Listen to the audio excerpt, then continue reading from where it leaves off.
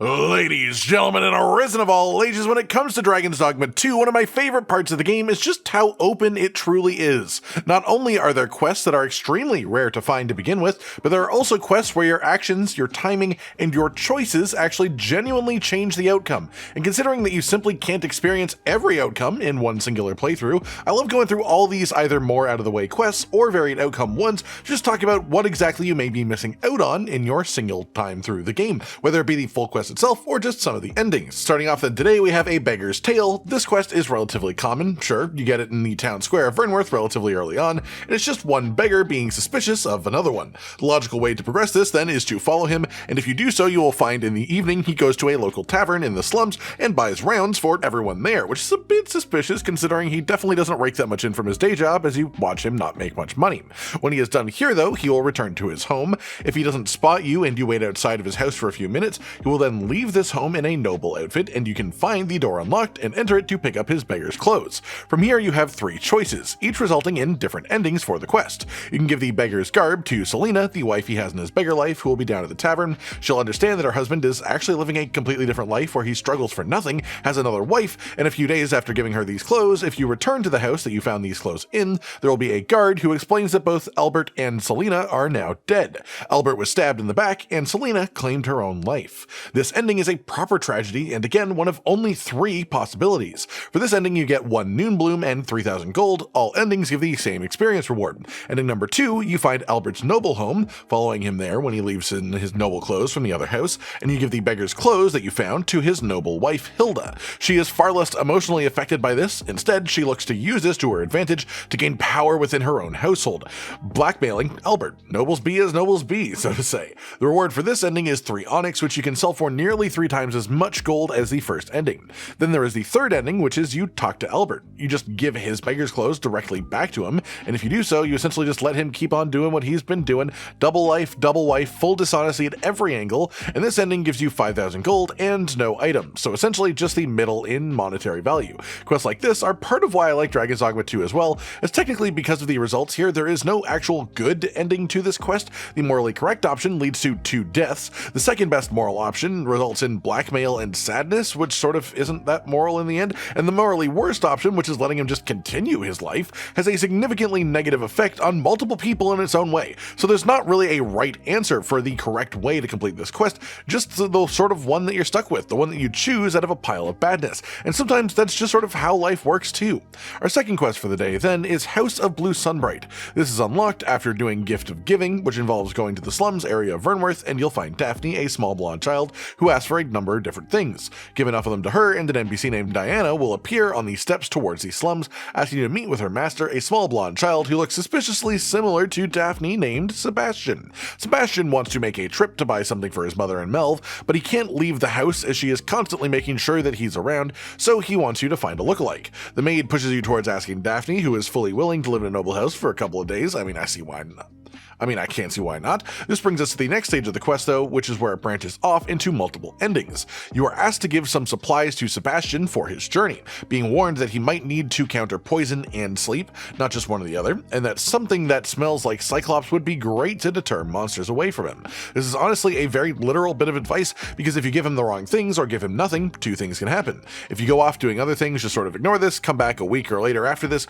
you'll find out that Sebastian died. But instead of admitting this to anyone, they're just going to sort of pretend that Daphne is Sebastian. Daphne will take over his life, simple as that, no one will ever know, right? Alternatively, if after Sebastian leaves you manually are just happening to be traveling from Vernworth to Melv, you can actually come across him and find him under attack, and you can even save him, which then rounds back to being the same as our next outcome, which is you give him the correct items. There are theoretically various combinations of items that you can give to Sebastian to fill the requirements stated, but the ones that I use myself and know work for certain are a panacea for the status requirements, and then a Cyclops eye to ward off monsters. After a few days, he will arrive back to his house, which you can go and see, and with him he'll have a blue sunbright for his mother, who comes downstairs hearing the commotion. She immediately tells Daphne to leave, and the quest will be completed. If you return to the slums a few days later, you'll find Diana, the maid, who will explain that, of course, Sebastian and Daphne are actually twins that were separated at birth, because the mother was worried that a daughter could cause issues for her son's claim to inheritance and such. An extremely calculated and cruel decision, honestly, that that led her to leave her daughter on the steps of the gracious hand. The maid, knowing this, thought that that would make her a perfect lookalike, but of course didn't think about the ramifications of the children finding out. Because the mother found out about this, the maid has now been fired, and that's the end of that. Our third quest today is an extremely off the beaten path sort of quest that is also timed and has multiple outcomes, called Till Death Do Us Part. This only unlocks after you have completed the Nameless Village main story quest. Then you have to come across this NPC named Oswald in the noble quarter of Vernworth, who will tell you a rumor about a man named Sir Ludolf, who is relentlessly pursuing a woman named Margit. If you then find Margit and talk to her about it, she will clearly be quite distressed, tell you know what's happening, and she will explain that, of course, she has a husband. You probably even know this from earlier in the story. He's Gregor, and he will tell you where he currently is and ask you to protect him. From here, there are, of course, two outcomes. Option one is you fail to rescue Gregor. This can happen from either time passing or if he just dies during combat, and because Gregor is also the NPC that first brings you to Vernworth early in the story, he actually can die before this quest even happens, which then just makes this ending the only option. The other option then is if you actually save him. You arrive at his location in time, which is in the Misty Marshes, and find him battling a Doulahan. Defeat the monster while protecting Gregor, and then you can speak to Gregor himself and then return to Margit, who will then be pleased to see that he's still alive despite Ludolf's attempts to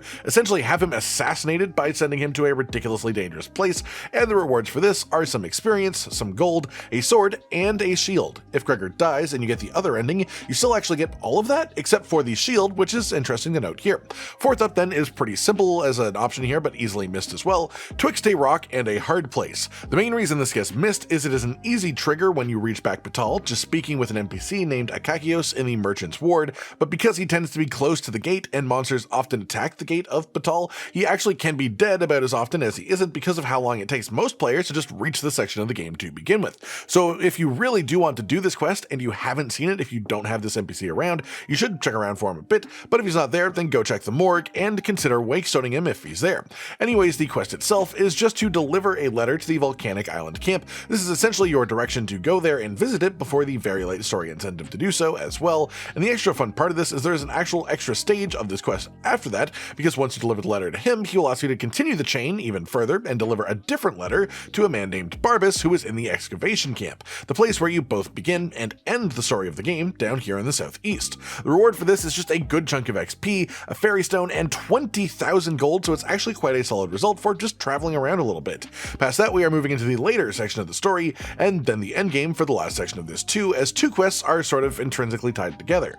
So back out now if you are avoiding later game spoilers, but the first quest here is the Guardian Gigantus. This is an unmissable main story quest, but it has multiple possible endings depending on timing that have a pretty major effect in the endgame. The main point of this quest is taking down the giant stone Talos that has risen from the ocean, as it is going to destroy anything in its path. There is of course an achievement for killing this quickly as well. You can even do things like using a severed Medusa head to petrify it the moment that you first see it, if you come prepared for the moment that it happens. But spells like Maelstrom also tear this enemy apart in literally 1 or 2 casts, so doing this quickly is actually quite easy if you know it's coming. That said though, this is the most time-sensitive quest in the game, technically speaking, as the outcomes are dependent on how far inland the Talos makes it, and these outcomes are represented by the number of arms the Talos has at the end of it. Kill it quickly, it will have both arms. Let it reach the point of these stone bridges heading over the lava pit, and it will lose an arm trying to move forwards. Let it make it even further to the end of the lava area, and it will lose its final arm. In the moment, this may not seem like a particularly big deal, at least until you get to the endgame though. Another very missable thing is after you pick up your pawn from Lord Phases, if you happen to walk by Ambrosius on the way out, he'll ask you to be involved in their plans for Volcano Island, but you can easily just not interact with him on the way out and miss this. Either way, they want you to meet with them on Volcano Island, specifically near where the Talos was felled, and if you do so, your main pawn will just sort of enter the goddamn eye of the Talos itself and control it like a mech, who will then interact with one of the great big glowing red beams. If the Talos still has both arms, it will cinematically kill a brine dragon coming out of the sky, which will destroy one of its arms, and then it will get to cinematically kill a brine serpent, the other sort of really endgame boss enemy, which will destroy its other arm and dislodge the head and send your main pawn back to you. If the Talos is missing one arm, it will have one less combat. One arm only gets to see the serpent, no arms gets nothing at all really,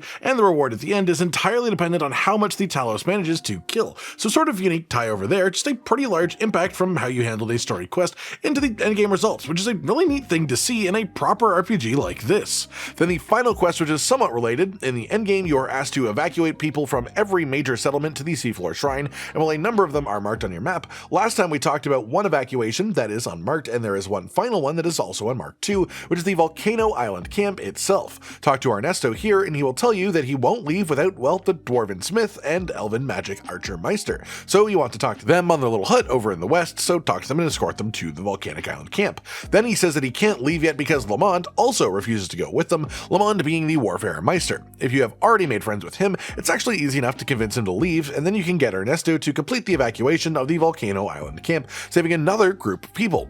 And that's it for today, everyone. What will probably be our last collection of missable quests or missable quest outcomes for the game, and hopefully by this point we've covered at least the majority of the quests that you haven't either seen or just ones that you haven't seen every ending for.